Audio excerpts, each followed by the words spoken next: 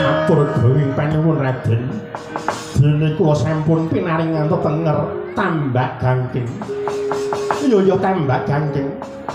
Wiwit dina samengko jeneng sira tak aku minangka dadi kadang Sinarawedi. Mara tumuli dina samengko ewang-ewang ana nggone para Pandhawa dapat wujute ngalas mertani ya bumi wana marga. Besok yen to ana raja-rajaning jaman para Pandhawa nemu kamulyan jeneng Sura bakal ndak lalekake tansah tak kanthi minangka dadi kadang Sinarawedining para Pandhawa. Inggih matur gunging panuwun Raden.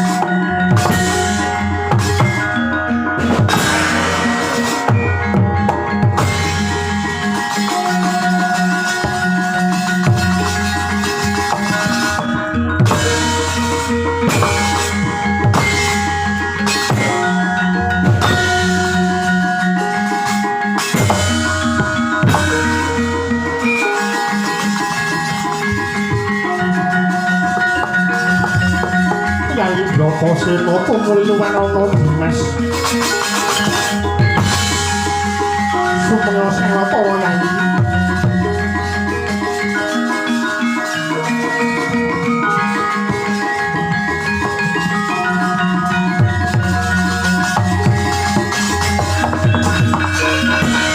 Sigra bala kang samya kuning aprang jampo samya ngedali. Ular kadek lodeng godot taiwang bong mangung sang niki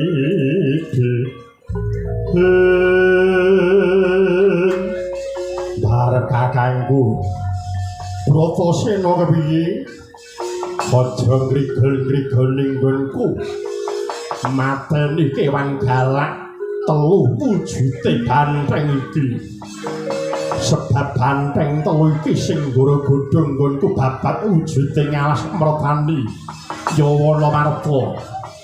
Mula kang saka iku sumingkira saka papan kene barep kakangku Kyai Bratasena aja mbok bacut-bacutake kewan telu iki sejatine ora luput Nyai. Merga kewan wujuding andaka utawa banteng iki mono sejatine mapan ana jroning alas.